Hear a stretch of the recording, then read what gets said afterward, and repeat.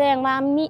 มื้อกินก็ได้กินบางมื้อก็บ่ได้กินแม่นน่ะข้าวนี่2-3 มื้อก็บ่ได้กินแล้วอันผู้ลูกแม่นี่บ่ได้เรียนเลยว่ะบ่ได้เรียน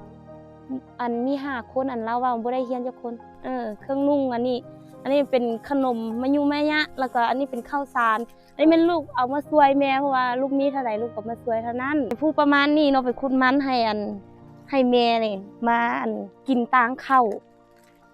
ยังปั่นเฮาอีกเอาขอบใจซั่นน่ะเฮาเอามาให้แล้วเฮากินอีกขอบใจสบายดีทุกคนเนาะมาพบกับนุ่นเส้นเก่าเส้นเคยเนาะมื้อนี้นุ่นก็ได้เดินทางมาที่หมู่บ้านหลัก44เนาะทุกคนคือเฮาสิมาเบิ่งเยี่ยมยามแม่ม่ายลูกติดมื้อนั้นเนาะที่3-4 วันก่อนที่นุ่นพาทุกคนมาเนาะมื้อนี้นุ่นก็สิได้มาช่วยเหลือเพิ่นเบื้องต้นก็คือเป็นข้าวสารในเครื่องมือสองเนาะทุกคนแล้วก็อาหารแห้งน้อยนึงเนาะตอนนี้นุ่นก็มาฮอดหมู่บ้านเพิ่นแล้วนุ่นสิพาทุกคนย่างเข้าไปเฮือนเพิ่นเนาะว่าเพิ่นอยู่เฮือนบ่ถ้าเพิ่นอยู่เฮือนเฮาก็สิได้อู้ร่วมกันแล้วก็ช่วยเหลือเพิ่นในเบื้องต้นเนาะทุกคนเข้าไปกันเลยเนาะโดยทุกคนตอนนี้เฮาก็มาฮอดเฮือนเพิ่นแล้วเนาะแล้วก็ตอนนี้เฮาก็เอาเครื่องที่เฮาจะมาช่วยเหลือเพิ่นก็คืออันนี้เนาะเฮาจะช่วยเหลือบรรเทาทุกข์เบื้องต้นเนาะนี่เฮาก็จะมาฮอดเฮือนเพิ่นแล้วเนาะก็คือเห็นเพิ่นยืนต่อหน้าเฮือนยิ้มเห็นที่เฮาจะมาช่วยเพิ่นเนาะสบายดีแม่มาเนาะอยู่นำไผบ่อันนี้เป็นข้าวสารเด้อข้าวสารอันนี้ลูกมาช่วยเลยอันนี้เป็นขนมเด้อเอาขนมมาเอาแม่เอาขนมขอบใจเด้อขอบใจขอบใจขอบใจนะเอาอันแม่ซื้อหยังโอ้ซื้อหยังนางจื้อนางจื้ออยู่ตายอยู่นางจื้อแล้วแม่อายุจักปีอายุ40ละ40 5040 50อันนี้ลูกเอาเครื่องเด้ออันนี้มันเครื่องได้เครื่องนุ่งเอามาให้เด้อเครื่องนุ่งเอามาให้แม่เครื่องนุ่งอันนี้เป็นขนมมะยุแม่ยะแล้วก็อันนี้เป็นข้าวสารอันนี้เป็นลูกเอามาช่วยแม่เพราะว่าลูกมีเท่าใดลูกก็มาช่วยเท่านั้นผู้นี้ยังแม่นลูกลาวอ่ะลูกอันซื้อหยังเติงผู้น้อยนี่เด้เท่ามะเนาะอันน้อยๆนี่ดูนางเจอยังผู้เดียวคือนี่ไปขุดมันนั่นติไปขุดมันมาเฮ็ดกินวะมากินตางข้าวเนาะผู้น้อยๆซ้ำนี่ซื่อๆนะลงมาเบิ่งมาหน่อยนึงนี่ผู้ประมาณนี้เนาะไปขุดมันให้แม่นี่มานั่นนึงกินตางข้าวผู้ซ้ำนี่เนาะเป็นหมู่ผู้นี้เนาะเพราะว่ามื้อนั้นมาก็เห็นลิ้นน้ำผู้นี้เนาะมีก็บ่มีพ่อแม่คือกันแล้วแม่ไปบ่ได้เอามีลูกน้อยเนาะคันว่า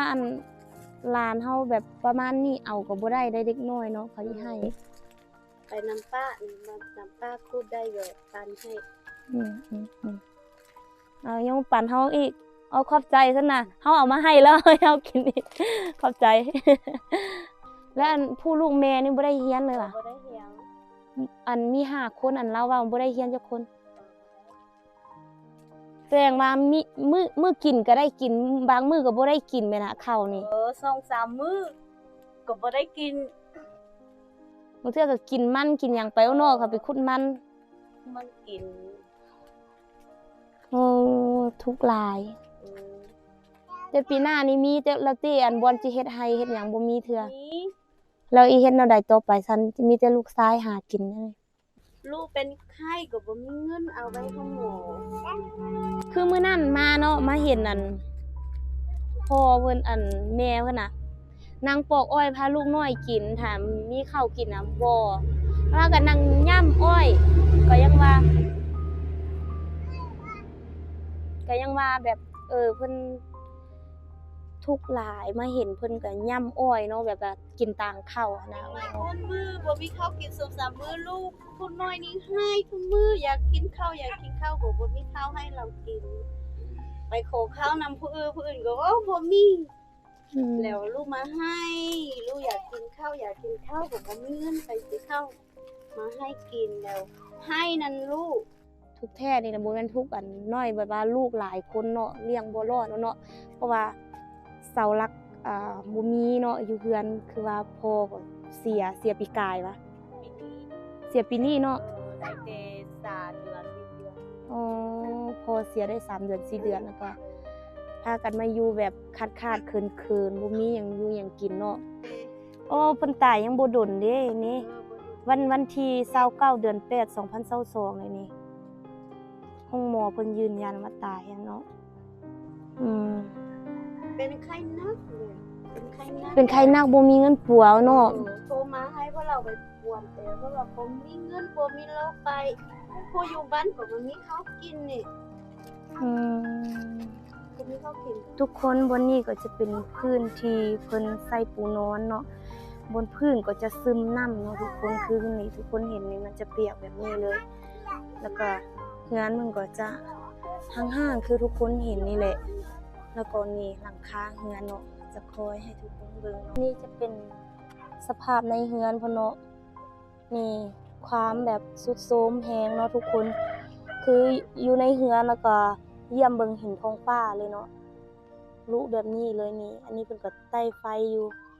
แต่ว่าอันนี้เป็นเฮือนที่เพิ่นอยู่ตัวจริงเด้อบ่แม่นเฮือนล่างเด้อทุกคนเพิ่นก็มามื้อนั้นก็ว่าเพิ่นก็มื้อฝนตกนี่เฮ็ดแนวใดอยู่แต่นี่มันหัวน่ะ ฝนตกบ่มีบนนอนแน่ ฝนตกนี่มันบ่มีวันนอน บ่มีบนนอนบ่มีบนนอน แล้วตอนนอนกลางคืนนี่เฮ็ดแนวใดมื้อฝนบ่ตกจังนี้ก็นอนก็คือสิแบบเย็นๆโอ้ฟ้าลมเนาะ ฝนตกจัง เดี๋ยวนี้เฮ็ดหยังกินแล้วนี่น่ะดังไฟนี่น่ะนี่เฮ็ดหยังกิน บ่มีหยังกิน ดีใจที่เรายังยิ้มแย้มแจ่มใสอยู่เนาะ มีคุณลูกชายไปหาอยู่ป่าหานกหา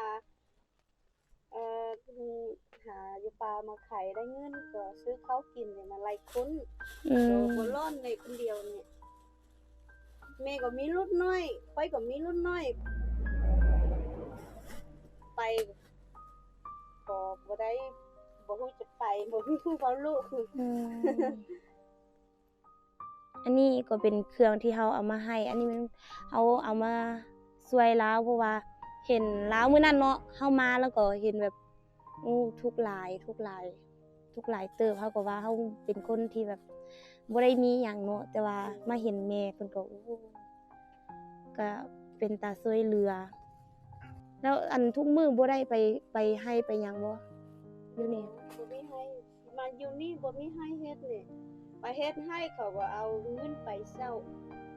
แต่เขาให้เฮ็ดนี่อยู่นี่บ่มีให้เฮ็ด แสดงว่ามาอยู่ลาวเนาะบ่มีดินเนาะ ดินที่อยู่นี่แม่นเฮือนเขา อ้าวอันดินอยู่นี่ก็ยังเป็นเฮือนเขาอ่ะ บ่เป็นของเรามาอยู่มาเอาเงิน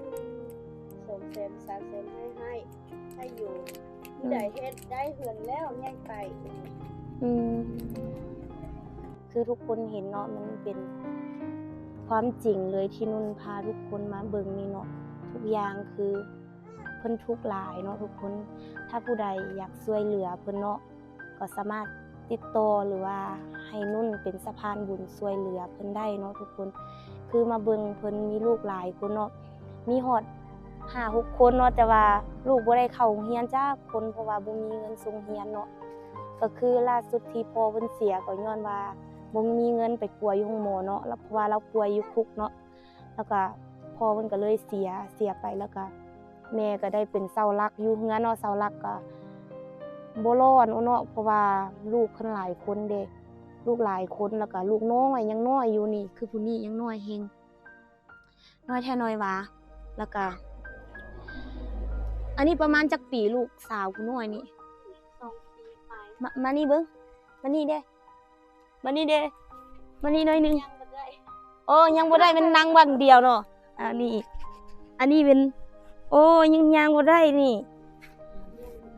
อันนี้เป็นลูกน้อยของเพิ่นเนาะโอ้นี่เอาลูกน้อยของเพิ่นคือกำลังนั่งอยู่เนาะย่างบ่ได้แล้วก็เพิ่นก็บ่ได้ไปหาอยู่หากินเนาะบ่ได้ไปซอกเงินซอกคำยามว่าลูกเพิ่นยังน้อยแบบนี้ คือหลายคนคือผู้นี้ก็ยังน้อยผู้นั้นก็ยังน้อยเนาะแล้วผู้หนึงหันยังไปขุดมันเนาะไปขุดมันแล้วก็มีผู้หนึงไปหากินเนาะแต่ว่าก็ยังน้อยคือกันเนาะทุกคน5 ปีปลายเนาะที่เพิ่นไปขุดมันที่จะมาต้มตอนแลงเฮ็ดอันกินเนาะอันนี้ก็จะเป็นของนุ่นที่ช่วยเหลือเพิ่นไปเนาะทุกคนผู้ใดมักคลิปนี้เนาะอย่าลืม